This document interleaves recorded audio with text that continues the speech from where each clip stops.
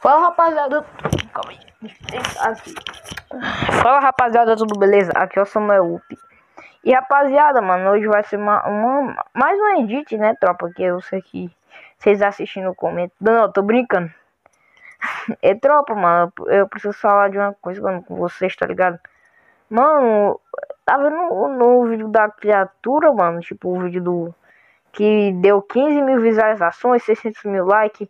E meu canal de 200 inscritos, mano, tipo assim, mano, eu não gostei dessa, tipo, sei lá, mano, é porque eu ganhei vários haters, né, mano, de Brano, eu ganhei mais de 10 haters, mano, um monte de comentário me xingando, mano, falando.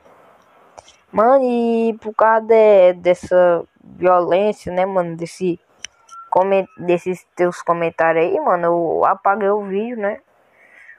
Aí, mano, tipo, sei lá, tropa, eu apaguei o vídeo porque... Aí veio o motivo, tropa, porque assim, eu apaguei o vídeo, mano. Porque vocês têm que me conhecer pelo que eu sou, não pelo um vídeo que não é meu, tá ligado? E, mano, eu não...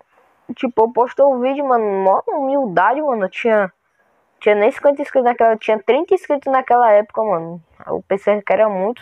Aí do nada cresceu os inscritos. Tropa, mano, eu ganhei vários haters, vários...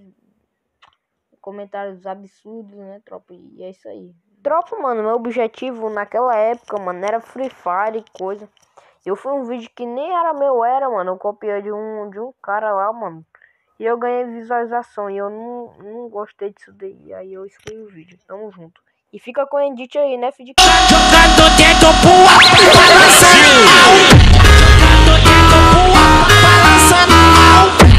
Jogando dedo pro alto, balançando. Jogando dedo pro alto, balançando. Jogando dedo pro alto, balançando. Fui eu que eu fiz. Melhor edit que eu fiz até agora, eu acho, mano. Tamo junto, é nóis.